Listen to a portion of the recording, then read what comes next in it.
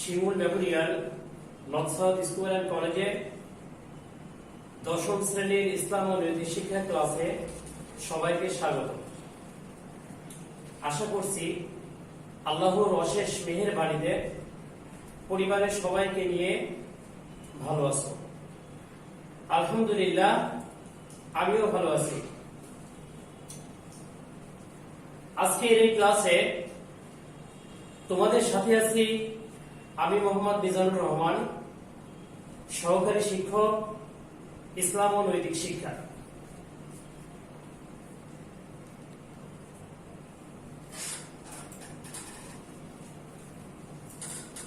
প্রিয় শিক্ষার্থীরা, দীর্ঘদিন পর আজকে আমরা অনলাইন ক্লাসে যোগদান করেছি। আজকের এই অনলাইন ক্লাসে আমরা আজকে আলোচনা করব প্রথম অধ্যায়। প্রথম অধ্যায়ের নাম হলো আকাইদ ও নৈতিক জীবন। এই আকাইদ ও নৈতিক জীবনের 1 থেকে 7 পাঠ এর উপরে আলোচনা রাখবো ইনশাআল্লাহ। আশা করছি সবাই মনোযোগ সহকারে শুনবে।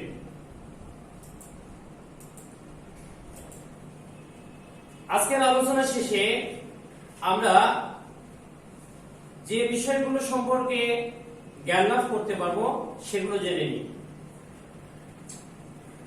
আকাইদ ও নৈতিক জীবন সম্পর্কে জানতে পারবো, ঈমান ও ইসলাম এর পরিচয় ও গুরুত্ব সম্পর্কে জানতে পারবো, মানবিক মূল্যবোধ, তাওহীদ ও আল্লাহর পরিচয় সম্পর্কে বিস্তারিত জানতে পারবো, কুফর ও শিরকের কুফর সম্পর্কে জানতে পারবো। আলোচ্য বিষয়গুলো আমরা জেনে নিই। আজকে আমাদের আলোচনা হবে যে পাঠগুলোর উপরে: আকাইদ ও নৈতিক জীবন, ইসলাম, ঈমান, মানবিক মূল্যবোধ বিকাশে ঈমানের গুরুত্ব, তাওহীদ, আল্লাহ তাআলার পরিচয়, কুফর এবং শিরক।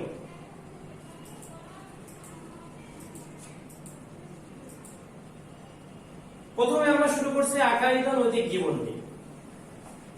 প্রিয় শিক্ষার্থীরা, তোমরা নবম শ্রেণীতে সুন্দরভাবে পড়েছো, তারপরেও আমরা পুনরায় আলোচনা করছি যাতে করে আমরা পূর্বের কথাগুলো, পূর্বের আলোচনাগুলো আবার আমাদের স্মরণে আসে বা আমাদের হৃদয়ে গেঁথে যায়।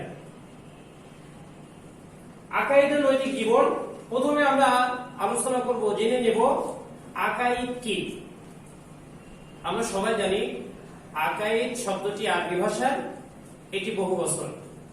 এক বচন হলো আকিদা, শাব্দিক অর্থ বিশ্বাস মানা। তাহলে শাব্দিক অর্থ জানলাম, আকাইদ শব্দের শাব্দিক অর্থ হলো বিশ্বাস মানা। পরিভাষায় যদি প্রশ্ন করা হয় আকাইদ কি বা আকাইদ কাকে বলে, ইসলামের মৌলিক বিষয়গুলোর প্রতি দৃঢ়ভাবে বিশ্বাস স্থাপন করাকে আকাইদ বলে। আমি আবারও বলছি, ইসলামের মৌলিক বিষয়গুলোর প্রতি দৃঢ়ভাবে বিশ্বাস স্থাপন করাকে আকাইদ বলে। এরপরে আমরা জানবো যে এই যে আকাইদ, আকাইদের আলোচনার মধ্যে আমরা আরো একটি বিষয় জেনে রাখবো যে ইসলামের দুটি দিক রয়েছে। খুবই গুরুত্বপূর্ণ, এটি বহু নির্বাচনী প্রশ্ন হিসাবে এসে থাকে যে ইসলামের দিক কয়টি। ইসলামের দিক হলো দুটি। 1 নম্বর বিশ্বাসগত দিক, 2 নম্বর প্রায়োগিক দিক। বিশ্বাসগত দিক, বিশ্বাসগত দিক কোনগুলো? বিশ্বাসগত দিকগুলো হলো আল্লাহ তাআলা, নবী রাসূল, ফেরেশতা, আসমানী কিতাব, এভাবে যে ঈমানের 7টি মৌলিক বিষয়গুলোর প্রতি বিশ্বাস স্থাপন করতে হয়, এগুলোই হলো ইসলামের বিশ্বাসগত দিক। আর এগুলো আকাইদের মধ্যে আলোচনা করা হয়ে থাকে। 2 নম্বর হলো প্রায়োগিক দিক। প্রায়োগিক দিক কোনগুলো?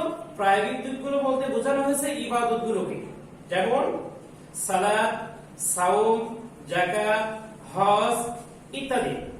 এগুলো হলো কি ইসলামের প্রায়োগিক দিক। তাহলে আমি আবার তোমাদেরকে বলছি যে ইসলামের দিক হলো দুটি, একটি হলো বিষয়গত দিক, আরেকটি হলো প্রায়োগিক দিক। এটা অবশ্যই কি আমরা খেয়াল রাখবো।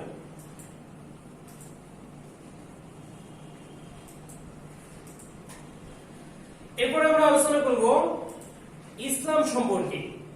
প্রথমে আমরা জানবো যে ইসলামের পরিচয়। আমরা সবাই জানি ইসলাম আরবি ভাষার শব্দ। ইসলাম শব্দটি এসেছে সিলমুন শব্দমূল থেকে। ইসলাম শব্দটি এসেছে কোন শব্দমূল থেকে? ইসলাম শব্দটি এসেছে সিলমুন শব্দমূল থেকে। শাব্দিক অর্থ হলো আনুগত্য করা, আত্মসমর্পণ করা। শাব্দিক অর্থ আনুগত্য করা, আত্মসমর্পণ করা। পরিভাষা যদি আমরা বলি যে ইসলাম কি, ইসলাম কাকে বলে, ইসলাম বলতে আমরা কি বুঝি, তাহলে খুবই সংক্ষিপ্তভাবে যদি আমরা লিখি তাহলে এটা লিখতে পারি যে আল্লাহ তাআলা প্রবর্তিত এবং রাসূল সাল্লাল্লাহু আলাইহি ওয়াসাল্লাম প্রদর্শিত যে জীবন ব্যবস্থা, এরই নাম হলো ইসলাম। যদি বিস্তারিতভাবে আমরা সংজ্ঞায়িত করি তাহলে এটা এমন ভাবে বলতে পারি যে আল্লাহ তাআলার প্রতি আন্তরিকভাবে বিশ্বাস স্থাপন করে তার নিকট আত্মসমর্পণ করা, বিনা দ্বিধায় তার যাবতীয় আদেশ নিষেধের আনুগত্য করা এবং তার দেওয়া বিধান ও রাসূল সাল্লাল্লাহু আলাইহি সাল্লামের দেখানো পথ অনুসারে জীবন যাপন করাকেই ইসলাম বলে। তোমরা দুটি সংজ্ঞা বললাম, এই দুটি সংজ্ঞার মধ্যে যে কোনো একটি সংজ্ঞা যদি তোমরা পরীক্ষায় লিখো তাহলে তোমরা কি সম্পূর্ণ নাম্বার পেয়ে যাবে। তাহলে আমরা ইসলাম সম্পর্কে জানলাম, ইসলাম সম্পর্কে আমরা পরিচিত হলাম। এখন আমরা জানবো যে এই যে ইসলাম, এই যে আমাদের জীবন ব্যবস্থা, এই যে আমাদের মনোনীত ধর্ম, এই ধর্ম সম্পর্কে আল্লাহ তাআলা কি ধরনের বক্তব্য রয়েছে। আমরা সবাই জানি যে পৃথিবীতে মানুষকে হিদায়াতের জন্য বহু আদেশ নিষেধ, বিধি নিষেধ আল্লাহ তাআলা প্রেরণ করেছেন। আর এই আদেশ নিষেধ, বিধি নিষেধ গুলো শরীয়ত হিসাবে প্রদান করা হয়েছে। আর শরীয়তের সর্বশেষ ও পূর্ণাঙ্গ রূপ হলো ইসলাম। আমি আবার বলছি, শরীয়তের সর্বশেষ ও পূর্ণাঙ্গ রূপ হলো ইসলাম। কেন শরীয়তের সর্বশেষ ও পূর্ণাঙ্গ রূপ হলো ইসলাম? কেননা ইসলাম হলো এমন একটি জীবন ব্যবস্থা, ধর্ম ব্যবস্থা যেটা আল্লাহ তাআলার নিকটে মনোনীত। আল্লাহ তাআলা নিজে এটাকে কি মনোনীত জীবন ব্যবস্থা হিসেবে গ্রহণ করেছেন। যেমন আল্লাহ তাআলার বাণী ইন্নাদ দীনা ইনদাল্লাহিল ইসলাম, অর্থাৎ আল্লাহ তাআলার নিকটে মনোনীত জীবন ব্যবস্থা বা মনোনীত ধর্ম হলো ইসলাম। আল্লাহ তাআলা সূরা আলে ইমরানের 19 নম্বর আয়াতে এই কথাটি বলেছেন। খুবই একটি গুরুত্বপূর্ণ বহু নির্বাচনী প্রশ্ন যে নিশ্চয় আল্লাহর নিকট ইসলামী মনোনীত ধর্ম বা জীবন ব্যবস্থা, বাণীটি কোন সূরার? আবার বলছি, এই উদ্ধৃতিটি তোমাদের বহু নির্বাচনী পরীক্ষাতে এভাবে আসে যে নিশ্চয় আল্লাহর নিকট ইসলামী একমাত্র মনোনীত ধর্ম, বাণীটি কোন সূরার কত নম্বর আয়াত। তাহলে আমরা আবার একবার স্মরণ করি যে বাণীটি হলো সূরা আলে ইমরানের 19 নম্বর আয়াত। অবশ্যই কি এটি মুখস্থ রাখতে হবে। কেন? যেহেতু তোমাদের জন্য সূরা এবং সূরার আয়াত নম্বর মুখস্থ রাখাটা কষ্টকর, বিধায় আমি ক্লাসে যে আয়াতগুলোকে হাইলাইট করব বা তোমাদেরকে বারবার স্মরণ করিয়ে দিব, তোমরাও কি বাসায় এগুলোকে প্র্যাকটিস করবা। তাহলে পরীক্ষায় তোমাদের এই আয়াত নম্বর বা সূরা নাম নিয়ে তোমাদের কি সমস্যা করতে হবে না। কিন্তু যদি এখন থেকে প্র্যাকটিস না করো তাহলে পরীক্ষার আগ মুহূর্তে এই সূরার নাম, আয়াত নম্বর নিয়ে তোমাদের কি সমস্যায় পড়তে হবে।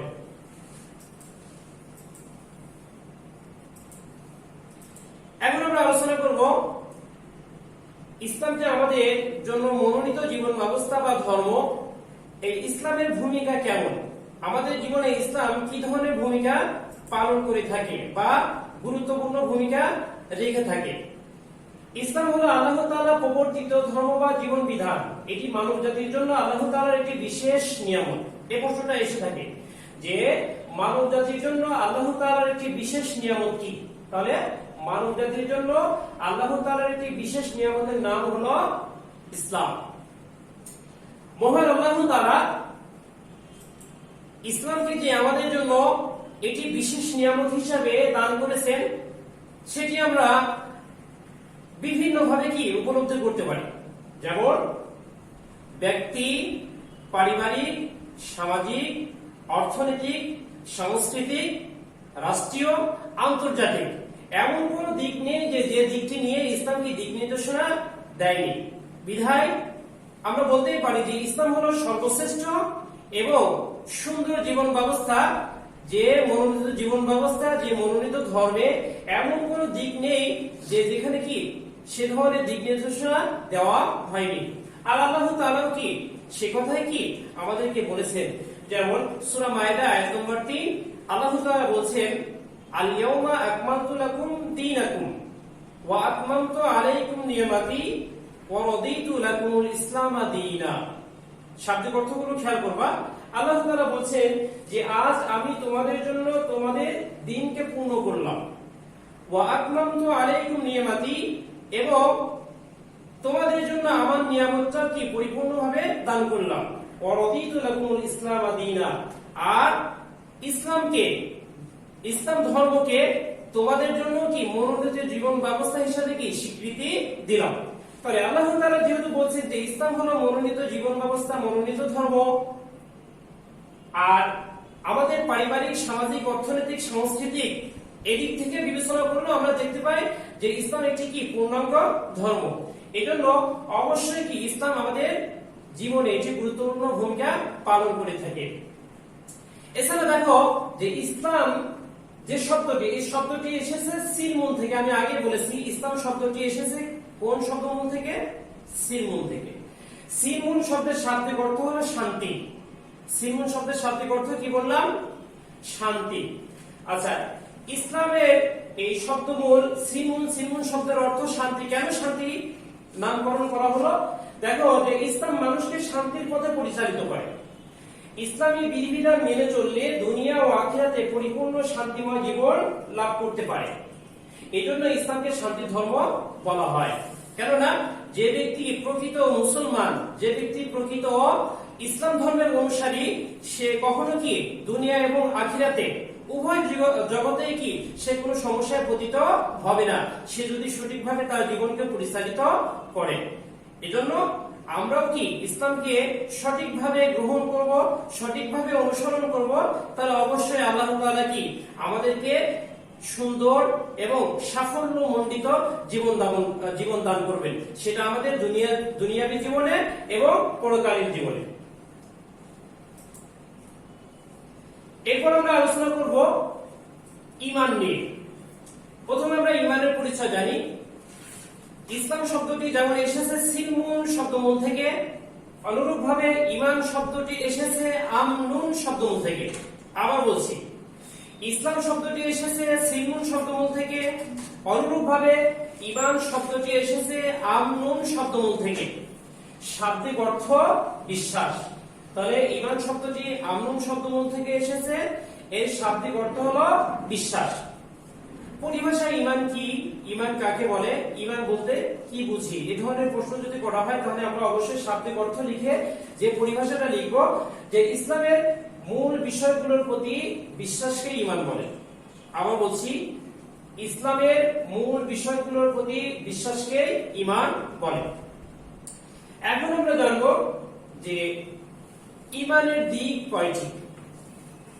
ঈমানের দিক হলো তিনটি। তাহলে ঈমানের দিক কয়টি? ঈমানের দিক হলো তিনটি।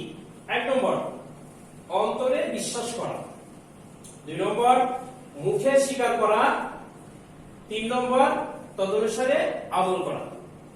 তাহলে একজন মুসলমান ব্যক্তিকে অবশ্যই কি ঈমান আনতে হলে বা একজন ব্যক্তিকে মুসলমান হতে হলে, ঈমান আনতে হলে অবশ্যই তিনটি দিক অনুসরণ করতে হবে।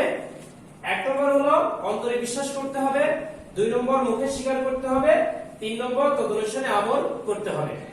এই তিনটি বিষয়ের সমন্বয়ে কোনো ব্যক্তি যদি ঈমান আনে তাহলে সে ব্যক্তি কি মুমিন হিসাবে স্বীকৃতি পাবে, সে ব্যক্তি মুসলিম হিসাবে স্বীকৃতি পাবে। এজন্য অবশ্যই কি আমরা শুধুমাত্র মুখে স্বীকার করব, অন্তরে বিশ্বাস করব, কিন্তু আমলের জায়গাতে এসে আমরা বিরত থাকবো এমনটি যেন আমাদের না হয়। অবশ্যই কি আমরা মুখের স্বীকার এবং অন্তরের বিশ্বাস অনুসারে আমরা কি আমলেও কি বাস্তবায়ন করব। এরপর আমাদের আলোচনার বিষয় হলো ঈমানের মূল বিষয়সমূহ। তোমরা পড়েছো ঈমানের মুফাসসালের মধ্যে 7টি বিষয়ের উপরে বিশ্বাস স্থাপনের কথা বলা হয়েছে। কোথায় বলা হয়েছে? ঈমানের মুফাসসালের মধ্যে ঈমানের 7টি মূল বিষয়ের কথা বলা হয়েছে। আমি ক্রমান্বয়ে বলছি এবং সেগুলোর বর্ণনা দিচ্ছি। আমানতু বিল্লাহ, 1 নম্বর হলো আল্লাহ তাআলার প্রতি বিশ্বাস। আল্লাহ তাআলার প্রতি কেমন বিশ্বাস স্থাপন করতে হবে? আল্লাহু এক, তার কোনো শরীক নেই। আল্লাহ তাআলা আসমান এবং জমিনের মালিক, তিনি আমাদের রিজিক দাতা, তিনি আমাদের নিরাপত্তা দানকারী, তিনি আমাদের যাবতীয় প্রয়োজন পূরণ করেন। এভাবে আল্লাহ তাআলার প্রতি বিশ্বাস স্থাপন করতে হবে। 2 নম্বর ওয়া মালাইকাতিহি, ফেরেশতাদের প্রতি বিশ্বাস। মালাইকাতিহি এটি আরবি ভাষার শব্দ, এর মধ্যে মালাইকা শব্দের অর্থ হলো ফেরেশতা। সবাই খেয়াল করো, মালাইকা শব্দের শাব্দিক অর্থ হলো ফেরেশতা। তাহলে 2 নম্বর যে বিষয়ের প্রতি বিশ্বাস স্থাপন করতে হবে সেটা হলো কি ফেরেশতাদের প্রতি বিশ্বাস স্থাপন। ফেরেশতাদের প্রতি কেমন বিশ্বাস স্থাপন করব? আমরা এমন বিশ্বাস স্থাপন করব যে ফেরেশতারা হলেন আল্লাহ তাআলার একটি বিশেষ সৃষ্টি। ফেরেশতারা নূরের তৈরি, ফেরেশতাদের আহার নিদ্রার কোনো প্রয়োজন হয় না, ফেরেশতাদের কোনো যৌবিক চাহিদা নেই। এভাবে আল্লাহ তাআলার একটি বিশেষ সৃষ্টির নাম হলো ফেরেশতা। তারা প্রতিনিয়ত আল্লাহ তাআলার ইবাদত বন্দেগীতে ব্যস্ত থাকে। এভাবে ফেরেশতাদের যতগুলো বৈশিষ্ট্যের কথা আমি বললাম, প্রত্যেকটি বৈশিষ্ট্যের প্রতি আমাদেরকে কি করতে হবে? বিশ্বাস স্থাপন করতে হবে। 3 নম্বর হলো ওয়া কুতুবিহি, অর্থাৎ আসমানি কিতাবের প্রতি বিশ্বাস। আল্লাহ তাআলা পৃথিবীতে সর্বমোট 104খানা আসমানি কিতাব প্রেরণ করেছেন। এর মধ্যে বড় আসমানি কিতাব 4টি, তাওরাত, জাবুর, ইনজিল, কুরআন। এই 4টি বড় আসমানি কিতাব ছাড়াও 100টি আসমানি কিতাব রয়েছে, সেগুলোকে বলা হয় সহিফা। সহিফা বলতে ছোট কিতাবগুলোকে বোঝানো হয়েছে, যেগুলো পূর্ববর্তী নবী রাসূলদের উপরে নাযিল করা হয়েছে। আর এমনটি বিশ্বাস করলে হবে না যে যেহেতু শুধুমাত্র আমরা কোরআন পেয়েছি, কোরআনকে অনুসরণ করি, কোরআন হলো সর্বশ্রেষ্ঠ ধর্মীয় গ্রন্থ, বিধায় শুধু কোরআনকে বিশ্বাস করব আর বাকি 103 খানাকে তেমন গুরুত্ব দিব না, বিশ্বাস করব না, সম্মান করব না। এমনটি যদি করি তাহলে অবশ্যই কি আমাদের ঈমানের যে মূল 7টি বিষয় রয়েছে তার মধ্যে একটিকে অস্বীকার করা হবে। এজন্য অবশ্যই কি করব? আমরা যেমন ভাবে কোরআনকে শ্রদ্ধা সম্মান করি, বিশ্বাস করি, অনুরূপ ভাবে বাকি 103 খানা আসমানি কিতাবকেও কি করব? আমরা সম্মান করব, শ্রদ্ধা করব, বিশ্বাস করব। রাসূলিহি, এবং রাসূলগণের প্রতি বিশ্বাস স্থাপন। রাসূল কারা? রাসূলগণ হলেন আল্লাহ তাআলার মনোনীত বান্দাগণ। রাসূলদের সংখ্যা আমরা ইতিপূর্বে জেনেছি যে কোরআনে বর্ণিত নবী রাসূলদের সংখ্যা উল্লেখ আছে 25 জন। ভালো করে খেয়াল করবা, খুবই গুরুত্বপূর্ণ সংক্ষিপ্ত প্রশ্ন এগুলো। তাহলে কোরআনে উল্লেখিত নবী রাসূলের সংখ্যা কতজন? 25 জন। মোট নবী রাসূলের সংখ্যা 1,24,000 অথবা 2,24,000। এখন প্রশ্ন হতে পারে এদের মধ্যে রাসূলের সংখ্যা কতজন? হযরত আবু যর গিফারি রাদিয়াল্লাহু তাআলা আনহু রাসূল সাল্লাল্লাহু আলাইহি ওয়াসাল্লামকে জিজ্ঞেস করলেন, হে আল্লাহর রাসূল, নবী রাসূলের সংখ্যা কতজন? তখন রাসূল সাল্লাল্লাহু আলাইহি ওয়াসাল্লাম বললেন যে 1,24,000 অথবা 2,24,000। তখন হযরত আবু যর গিফারি রাদিয়াল্লাহু তাআলা আনহু আবার জিজ্ঞাসা করলেন, এদের মধ্যে রাসূলের সংখ্যা কতজন? তখন রাসূল সাল্লাল্লাহু আলাইহি সাল্লাম বললেন 313 জন অথবা 315 জন। তাহলে আমি আবার তোমাদেরকে রিপিট করছি যে কোরআনে উল্লেখিত নবী রাসূলের সংখ্যা কতজন? 25 জন। মোট নবী রাসূলের সংখ্যা কতজন? 1,24,000 অথবা 2,24,000। শুধু রাসূলের সংখ্যা কতজন? হাদিসে বর্ণনা অনুযায়ী 313 জন অথবা 315 জন। এরপরে যে বিষয়ের প্রতি বিশ্বাস স্থাপন করতে হবে সেটা হলো ওয়ালিয়ামিল আখির, আখিরাতের প্রতি বিশ্বাস স্থাপন করতে হবে। মানুষ যখন পৃথিবীতে এসেছে, মানুষকে আবার যে পরকালীন জীবনে যেতে হবে, অর্থাৎ মানুষের জীবন যে দুই ভাগে বিভক্ত, ইহকাল এবং পরকাল, এই দুইটির প্রতি বিশ্বাস স্থাপন করতে হবে। দুনিয়ায় মানুষ যে চিরস্থায়ীভাবে জীবন যাপন করবে, তাকে যে মৃত্যুবরণ করতে হবে না এমনটি নয়, অবশ্যই প্রত্যেক প্রাণীকে কি মৃত্যুর স্বাদ গ্রহণ করতেই হবে। এজন্য আখিরাতের প্রতি কি করতে হবে? বিশ্বাস স্থাপন করতে হবে। 6 নম্বর ওয়াল কদরি খাইরিহি ওয়া শাররিহি মিনাল্লাহি তাআলা। এই শাব্দিক অর্থ হলো ভালো এবং মন্দ ভাগ্যের প্রতি বিশ্বাস স্থাপন করতে হবে। এটাকে বলা হয় তাকদীর। তাকদীর শব্দের শাব্দিক অর্থ হলো ভাগ্য। তাকদীর শব্দের শাব্দিক অর্থ কি? ভাগ্য। পৃথিবীতে আমাদের কাজ হলো নবী রাসূলদের দেখানো পথ অনুসারে জীবন যাপন করা, আমাদের জীবনের মান উন্নয়নের জন্য চেষ্টা করা। কিন্তু এই চেষ্টার পরিপূর্ণ ফলাফল আল্লাহর হাতে নিয়ন্ত্রিত। তুমি ভালো পড়াশোনা করছো, তুমি পরীক্ষায় ভালো লিখছো, এমন হতে পারে হয়তো বা ভালো লেখার ফলেও তোমার ফলাফল সন্তোষজনক নাও আসতে পারে। আবার পাশাপাশি তোমারই সহপাঠী তেমন খুব ভালো পরীক্ষা দেয়নি, কিন্তু তারপরেও কি সন্তোষজনক ফলাফল এসেছে। এটা হতাশ হওয়ার কিছু নেই, কেননা হয়তো আল্লাহ তাআলা তুমি যে চেষ্টাটা করেছো এই চেষ্টার ফলাফল পরিপূর্ণভাবে তোমাকে দেয়নি, কিন্তু তোমার এই চেষ্টার ধারাবাহিকতা যদি থেকে যায় তাহলে অবশ্যই আল্লাহ তাআলা তোমার জন্য সামনে ভালো কিছু নির্ধারণ করে রেখেছে। এজন্য হতাশ হওয়ার কিছু নেই যে আমি এত ভালো পড়াশোনা করলাম কিন্তু আমি ভালো ফলাফল লাভ করতে পারলাম না, আমি আর পড়াশোনাই করবো না, এমনটি কোনো সময় মনে করা যাবে না। কেননা আমরা যেহেতু মুসলিম, আর মুসলিম হিসাবে 7টি বিষয়ের উপর অবশ্যই বিশ্বাস করতে হবে, আর 7টি বিষয়ের মধ্যে অবশ্যই কি তাকদীর অন্যতম। আর তাকদীর কি? ভালো এবং মন্দ সবকিছু আল্লাহর হাতে নিয়ন্ত্রিত, এর উপর বিশ্বাস স্থাপন করা। এজন্য অবশ্যই কি করবো? আমরা ভালো মন্দের প্রতি, ভালো মন্দ ভাগ্যের প্রতি বিশ্বাস স্থাপন করব। 7 নম্বর হলো ওয়াল বাসি বাদাল মাউত, মানুষকে মৃত্যুর পর পুনরায় জীবিত করা হবে, অর্থাৎ পুনরুত্থানের প্রতি বিশ্বাস স্থাপন। পৃথিবীতে মানুষ জীবন যাপন করার পর মানুষ মৃত্যুবরণ করবে। মানুষের মৃত্যু হওয়ার পর দীর্ঘ সময় মানুষ কবরের জীবনে সময় অতিবাহিত করবে। আর আল্লাহ তাআলা আবার হযরত ইসরাফিল আলাইহিস সালামের কে যখন নির্দেশ দিবেন দ্বিতীয়বার সিংহায় ফুৎকার দেওয়ার জন্য, দ্বিতীয়বার সিংহায় ফুৎকার দেওয়ার সঙ্গে সঙ্গে মানুষ কি করবে?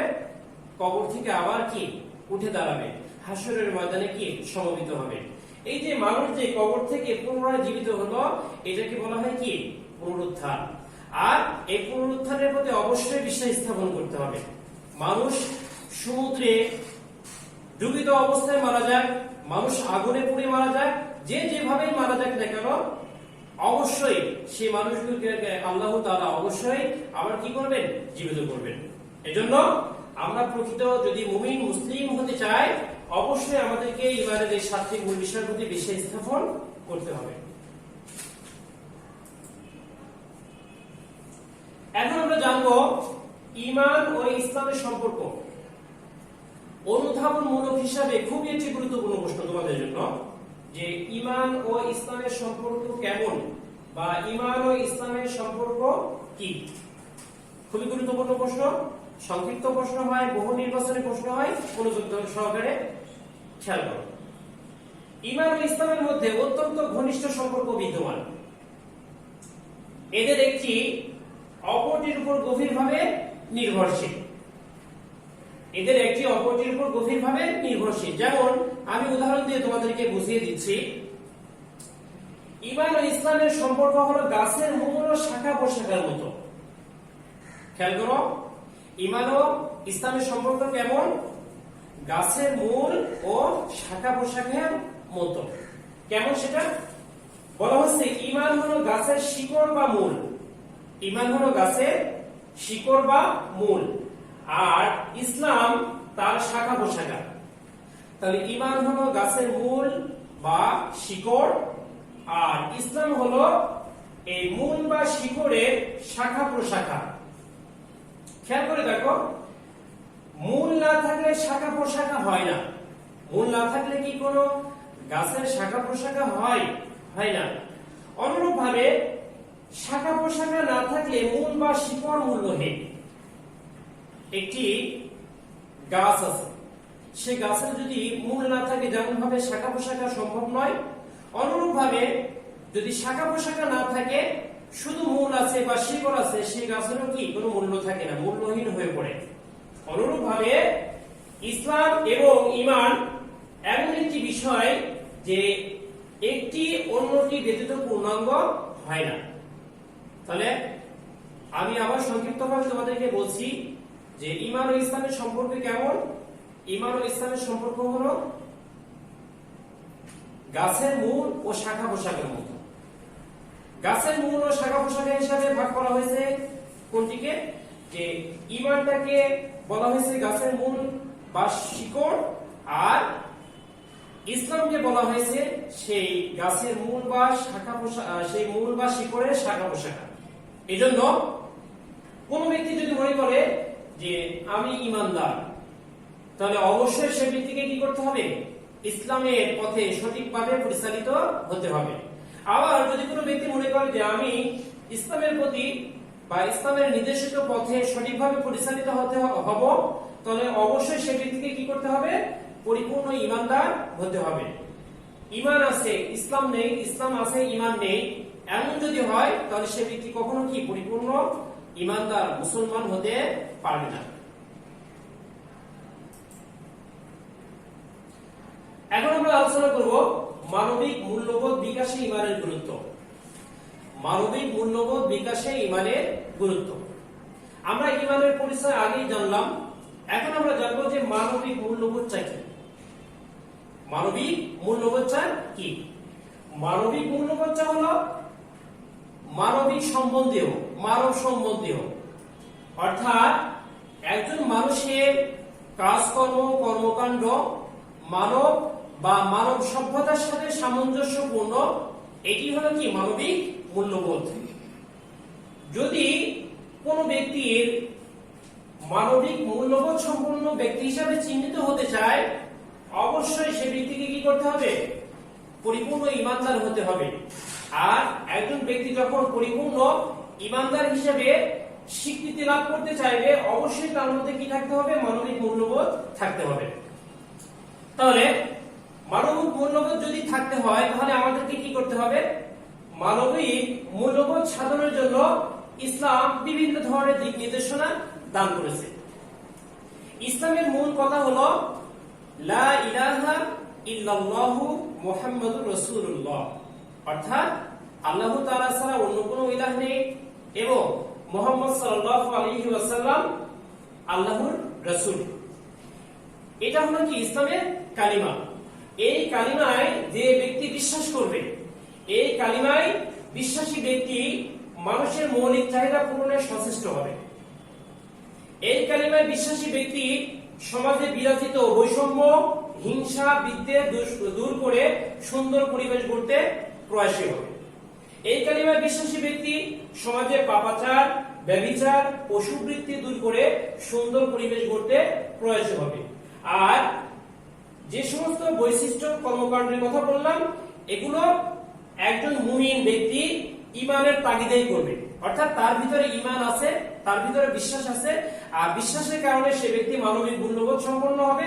আর মানবিক মূল্যবোধ বিকাশের জন্য সে ব্যক্তি সমাজের মধ্য থেকে এই ধরনের সমস্যাগুলো কি দূরীভূত করতে তার সর্বাত্মক প্রয়াস অব্যাহত রাখবে। এজন্য অবশ্যই কি করতে হবে? আমাদেরকে এই মানবিক মূল্যবোধ বিকাশে অত্যন্ত গুরুত্বপূর্ণ ভূমিকা রাখতে হবে। আর এই গুরুত্বপূর্ণ ভূমিকার ক্ষেত্রে অবশ্যই কি ঈমান একটি গুরুত্বপূর্ণ বিষয় হিসেবে কাজ করবে। আমরা সবাই জানি যে এই মানবিক মূল্যবোধের সাথে সম্পর্কিত ঈমানটার বিপরীত হলো শিরক, কুফর, নিফাক। এগুলো হলো কি ঈমানের পরিপন্থী। আর ঈমানের পরিপন্থী হওয়ার কারণে যে সমস্ত ব্যক্তিরা পরিপূর্ণ ঈমানদার না হবে, কাফির হবে, মুশরিক হবে, মুনাফিক হবে, তাদের ভিতরে কি মানবিক মূল্যবোধ বিকাশ সাধন করা সম্ভব হবে না। আর এদের সম্পর্কে আল্লাহ তাআলা বলছেন, অর্থাৎ অসৎ কর্ম পরিচালনাকারীদের সম্পর্কে আল্লাহ তাআলা বলছেন, ওয়াল্লাহু ইয়াশহাদু ইন্নাল মুনাফিকিনা লাকাযিবুন। আল্লাহ তাআলা মুনাফিকদেরকে মিথ্যাবাদী হিসাবে কি করেছেন? স্বীকৃতি দিয়েছেন। আল্লাহ তাআলা বলছেন, আল্লাহু ইয়াশহাদু ইন্নাল মুনাফিকিনা লাকাযিবুন। নিশ্চয় মিথ্যাবাদী তারা যারা কি মুনাফিক, অর্থাৎ মুনাফিকরা অবশ্যই কি মিথ্যাবাদী। আবার আল্লাহ তাআলা বলছেন যে যে ব্যক্তি পরিপূর্ণ ঈমানদার হবে তার ভিতরে কেন মানবিক মূল্যবোধ বিকাশ সাধন হবে? সে ব্যক্তি সর্বদা আল্লাহ তাআলার সামনে দণ্ডায়মান হওয়াকে ভয় করবে। যেমন আল্লাহ তাআলা বলছেন, ওয়া আম্মা মান খাফা মাকাম রাব্বিহি ওয়া নাহান নাফসা আনিল হাওয়া ফাইন্নাল জান্নাতা হিয়াল মাওয়া। আল্লাহ তাআলা বলছেন যে ওয়া আম্মা মান খাফা, যে ব্যক্তি ভয় করবে মাকাম রাব্বিহি, আল্লাহ তাআলার সামনে দণ্ডায়মান হওয়াকে, ওয়া নাহান নাফসা আনিল হাওয়া, এবং তার মনের যে প্রবৃত্তি, কুপ্রবৃত্তি, এই কুপ্রবৃত্তি থেকে বিরত থাকবে, ফাইনাল জান্নাতা হিয়াল মাওয়া, তার আবাসস্থল হবে জান্নাত। তাহলে যদি আমরা শিরক, কুফর, নিফাক এগুলো থেকে বিরত থাকি, তাহলে অবশ্যই কি করব? আমরা আমাদের মনের যে কুপ্রবৃত্তি সেগুলো থেকে বিরত থাকতে পারবো। আমরা আল্লাহ তাআলার সামনে দণ্ডায়মান হওয়াকে ভয় করতে পারবো। আর এর ফলাফল স্বরূপ আল্লাহ তাআলা অবশ্যই কি আমাদেরকে জান্নাত দান করবেন। প্রিয় শিক্ষার্থীরা, এবার আমরা আলোচনা করব তাওহীদ সম্পর্কে। তাওহীদ আরবি ভাষার শব্দ, শাব্দিক অর্থ হলো একত্ববাদ। তাওহীদ কি? তাওহীদ হলো আল্লাহ তাআলাকে এক ও অদ্বিতীয় সত্তা হিসেবে বিশ্বাস করার নামই হলো তাওহীদ। এই যে তাওহীদ, এই তাওহীদে বিশ্বাসী ব্যক্তিরা অবশ্যই কি আত্মমর্যাদাশীল হয়ে থাকে। তাওহীদের গুরুত্ব সম্পর্কে আমরা জানি যে ঈমানের সর্বপ্রথম ও সর্বপ্রধান বিষয় হলো কি? তাওহীদ। তাওহীদের শিক্ষা প্রতিষ্ঠায় নবী রাসূলগণ কি আজীবন সংগ্রাম করে গিয়েছেন। তোমরা জানো যে হযরত ইব্রাহিম আলাইহিস সালাম এই তাওহীদের শিক্ষা প্রচারের জন্য অগ্নিকুণ্ড নিক্ষিপ্ত হয়েছে। হযরত মুহাম্মদ সাল্লাল্লাহু আলাইহি ওয়াসাল্লাম মক্কা থেকে কি মদিনায় হিজরত করতে বাধ্য হয়েছে। এজন্য আমরা কি করব? একত্ববাদে বিশ্বাস করব, আল্লাহর উপরে কি আস্থা রাখবো, ভরসা রাখবো। তাওহীদের প্রভাব, তাওহীদ হলো এমন একটি বিষয় যে বিষয়ের মাধ্যমে মানুষ শিরক থেকে বিরত থাকে। তাওহীদের মাধ্যমে একজন মানুষ কি কুফরি থেকে বিরত থাকে। বিধায় তাওহীদে বিশ্বাসী সম্পূর্ণ মানুষ যাবতীয় পাপাচার থেকে বিরত থাকবে। এজন্য অবশ্যই কি আমরা তাওহীদে বিশ্বাস স্থাপন করব। আল্লাহ তাআলা তাওহীদের পরিচয় দিতে গিয়ে সূরা ইখলাসের মধ্যে বলছেন যে কুল হু আল্লাহু আহাদ, আল্লাহ তাআলা এক। আর যদি কেউ বিশ্বাস করে যে আল্লাহ এক নয়, তাহলে কি সে তাওহীদে বিশ্বাস করলো না। এজন্য অবশ্যই কি করতে হবে? সূরা ইখলাস আমরা অধ্যয়ন করব। সূরা ইখলাসের শিক্ষা অনুসারে কি আমরা তাওহীদকে অনুসরণ করব। এছাড়া আল্লাহ তাআলা বলেন যে হুয়াল আউয়ালু ওয়াল আখিরু ওয়াজ যাহিরু ওয়াল বাতিন ওয়া হুয়া বিকুল্লি শাইইন আলিম। আল্লাহ প্রথম, আল্লাহ শেষ, আল্লাহ প্রকাশ্য, আল্লাহ গোপন, এবং তিনি সর্ববিষয়ে সম্যক অবহিত। এছাড়া সূরা বাকারা 255 নম্বর আয়াতে বলেন আল্লাহু লা ইলাহা ইল্লাহু, আল্লাহ তাআলা ছাড়া অন্য কোনো ইলাহ নেই। এভাবে আল্লাহ তাআলার একত্ববাদের পরিচয় আল্লাহ তাআলা কোরআনের অসংখ্য জায়গায় দিয়েছেন। এজন্য আমরা কি তাওহীদ অনুসারে আমাদের জীবন যাপন করব। কুফর আরবি ভাষার শব্দ, শাব্দিক অর্থ হলো অস্বীকার করা, গোপন করা, ঢেকে ফেলা। আবার বলছি, অস্বীকার করা, গোপন করা, ঢেকে ফেলা। কুফরটা কি? যে শরীয়তের যে নির্দেশনা আছে, ইসলামী শরীয়তের যে মৌলিক বিষয়গুলো আছে, এগুলোকে অস্বীকার করাই হলো কি কুফর। আর যে ব্যক্তি এই কুফরে লিপ্ত হবে সে ব্যক্তিকে কাফির হিসাবে চিহ্নিত করা হবে। তাহলে যে ব্যক্তি কুফরি করবে তাকে কি বলা হবে? কাফির। এখন আমরা জানবো কোন কোন কাজ করলে একজন মানুষ কাফির হিসাবে চিহ্নিত হবে। আল্লাহ তাআলার অস্তিত্ব ও গুণাবলী অস্বীকার করা। 2 নম্বর, ঈমানের যে মৌলিক 7টি বিষয় অস্বীকার করা। আমরা ঈমানের 7টি মৌলিক বিষয় আলোচনা করলাম। ইসলামের যে মৌলিক ইবাদতগুলো আছে সেগুলোকে অস্বীকার করা, হালালকে হারাম মনে করা, হারামকে হালাল মনে করা। কোরআন হাদিস নিয়ে ঠাট্টা করা, ইচ্ছাকৃতভাবে কাফেরদের অনুসরণ করা, এই সমস্ত বিষয়গুলোর কোনো একটি বিষয় নিয়ে যদি কোনো ব্যক্তি তার কথাবার্তা বলে, তার আচার আচরণের বহিঃপ্রকাশ ঘটায়, অবশ্যই সে ব্যক্তি কি কাফের হিসেবে চিহ্নিত হবে। আর কাফেরদের শাস্তি অত্যন্ত কি ভয়াবহ, আর কাফেরদের পরিণত কি অত্যন্ত ভয়াবহ। কাফেরদের পরিণত কুফল কি ধরনের হতে পারে? তোমরা দেখো যে ক নম্বরে অবাধ্যতা ও অকৃতজ্ঞতা, অর্থাৎ যে সমস্ত ব্যক্তিরা কুফরি করবে সে অবশ্যই কি অবাধ্যতার বহিঃপ্রকাশ ঘটাবে এবং তার মধ্যে কৃতজ্ঞতা থাকবে না। 2 নম্বর পাপাচারের বৃদ্ধি পাবে, হতাশা সৃষ্টি হবে, অনৈতিকতার কি প্রসার ঘটবে, আল্লাহ তাআলার কি অসন্তুষ্টি প্রকাশ পাবে। সর্বশেষ অনন্তকালের কি শাস্তি ভোগ করতে হবে। আল্লাহ তাআলা বলছেন যে ইন্নাল্লাযীনা কাফারু, নিশ্চয়ই যারা কুফরি করে, ওয়া কাযযাবু বিআয়াতিনা, আল্লাহর নিদর্শনসমূহকে মিথ্যা প্রতিপন্ন করে, উলাইকা আসহাবুন নার, তারা হবে জাহান্নামের কি অধিবাসী, হুম ফিহা খালিদুন, আর এই জাহান্নামে তারা চিরস্থায়ীভাবে কি করবে বসবাস করবে। প্রিয় শিক্ষার্থীরা, এরপর আমরা আলোচনা করব শিরক সম্পর্কে। শিরক শব্দের শাব্দিক অর্থ হলো সমতুল্য স্থির করা, সমকক্ষ স্থির করা। তাহলে যদি কোনো ব্যক্তি আল্লাহ তাআলার একত্ববাদে বিশ্বাস না করে তার সাথে যদি কাউকে সমতুল্য স্থির করে, সমকক্ষ স্থির করে, অবশ্যই সে ব্যক্তি কি মুশরিক হিসাবে চিহ্নিত হবে। কেননা যে ব্যক্তি শিরক করে তাকে বলা হয় কি মুশরিক। অথচ আল্লাহ তাআলা কি সমতুল্য বা সমকক্ষ হিসাবে তুলনার যোগ্য নয়। আল্লাহ তাআলা বলেন যে লাইসা কামিসলিহি শাইউন, অর্থাৎ কোনো কিছু তার সাথে সদৃশ নয়। আবার আল্লাহ তাআলা বলেন যে লাউ কানা ফীহিমা আলিহাতুন ইল্লাল্লাহু লাফাসাদাতা, আসমান এবং জমিনের মধ্যে যদি আল্লাহ তাআলা ব্যতীত অন্য কোনো সৃষ্টিকর্তা থাকতো তাহলে অবশ্যই কি উভয় ধ্বংস হয়ে যেত। যেহেতু আসমান এবং জমিন পৃথিবীর সৃষ্টি সূচনা লগ্ন থেকে এ পর্যন্ত কি বিদ্যমান রয়েছে, বিধায় আল্লাহ তাআলা ছাড়া আসমান এবং জমিনের পরিচালনাকারী কেউ নয়। এজন্য অবশ্যই কি করব, আমরা আল্লাহ তাআলার প্রতি পরিপূর্ণ বিশ্বাস স্থাপন করব একক সত্তা হিসেবে। শিরকের প্রকারভেদগুলো আমরা সংক্ষেপে জানি যে শিরক হয়ে থাকে 4 ধরনের। ভালো করে খেয়াল করো, শিরক হলো 4 প্রকার বা 4 ধরনের। আল্লাহ তাআলার সত্তা ও অস্তিত্বে শিরক করা, আল্লাহর গুণাবলীতে শিরক করা, সৃষ্টি জগতের পরিচালনায় কাউকে শরীক করা বা শিরক করা, ইবাদতের ক্ষেত্রে কাউকে শরীক করা। এই 4টি কাজ যদি কোনো ব্যক্তি করে অবশ্যই সেই ব্যক্তি কি মুশরিক হিসেবে চিহ্নিত হবে। শিরকের শাস্তি কুফর কেমন? আল্লাহ তাআলা বলেছেন যে ইন্নাশ শিরকা লাযুলমুন আযীম, নিশ্চয় শিরকটা হলো সবচেয়ে বড় জুলুম। ইন্নাল্লাহা লা ইয়াগফিরু আইয়ুশরাকা বিহি ওয়া ইয়াগফিরু মা দুনা যালিকা লিমান ইয়াশা, নিশ্চয় আল্লাহ তাআলা শিরকের গুনাহ ব্যতীত অন্য যে কোনো গুনাহ আল্লাহ তাআলা যাকে ইচ্ছা তাকে maaf করে দিবেন, কিন্তু শিরকের গুনাহ কি আল্লাহ maaf করবেন না। এজন্য অবশ্যই কি আমরা শিরক থেকে বিরত থাকব। প্রিয় শিক্ষার্থীরা, দীর্ঘ সময় আলোচনা করলাম, এখন আমরা একটু মূল্যায়নে আসবো। মূল্যায়ন করবো যে কতটুকু তোমরা ক্লাসে মনোযোগী ছিলে। ক নম্বর খেয়াল করো, ইসলামের সর্বপ্রথম ও সর্বপ্রধান বিষয় কি? তাওহীদ। খ নম্বর, আল্লাহ কাদেরকে মিথ্যাবাদী বলেছেন? আল্লাহ তাআলা মুনাফিকদেরকে মিথ্যাবাদী বলেছেন। ইসলামের দিক কয়টি? ইসলামের দিক হলো 2টি।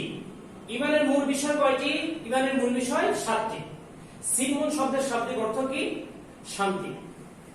প্রিয় শিক্ষার্থীরা, আজকের এই আলোচনার উপর আগামী দিনকে তোমাদের রিভিশন ডক্লেস হবে। রিভিশন ডক্লেস হবে তোমাদের প্রথম অধ্যায় আকাইদ ও নৈতিক জীবন, পাঠ 1 থেকে 7। আশা করছি সবাই নিরাপদে থাকবে, সুস্থ থাকবে, ভালো থাকবে। আসসালামু আলাইকুম ওয়া রাহমাতুল্লাহি ওয়া বারাকাতুহু।